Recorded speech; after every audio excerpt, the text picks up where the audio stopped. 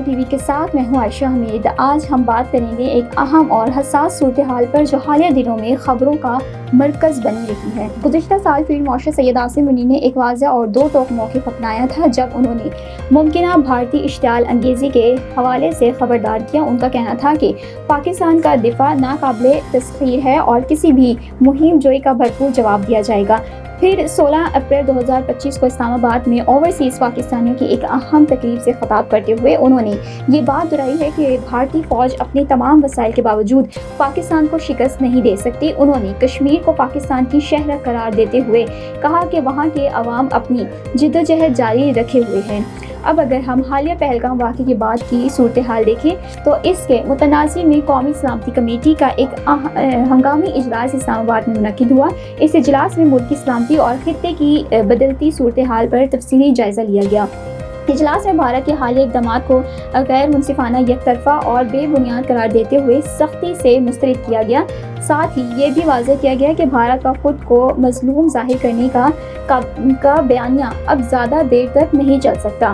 قومی سلامتی کمیٹی نے اس عزم کا اظہار کیا کہ پاکستان اور اس کی مسلح افواج اپنی خود مختاری اور علاقائی سالمیت کے دفاع کے لیے مکمل طور پر تیار ہے اور کسی بھی قسم کی جارحیت کا مؤثر جواب دیا جائے گا۔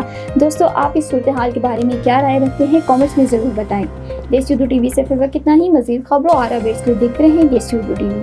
Now I am American. I have citizen.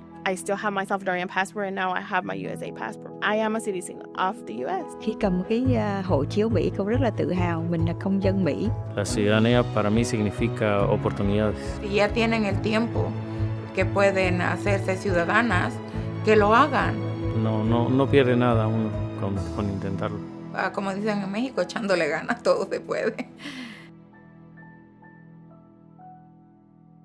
Neurological care is a pressing healthcare challenge in Pakistan. That's why Helping Hand USA is building Kind R, a world-class hospital with 130 plus clinics that is set to establish new standards for neurological care in Pakistan. As the first phase nears completion, anticipation is growing for the launch in the second half of 2025. Give zakat and sadaqah through Helping Hand USA today and join this historic endeavor to redefine future healthcare in Pakistan.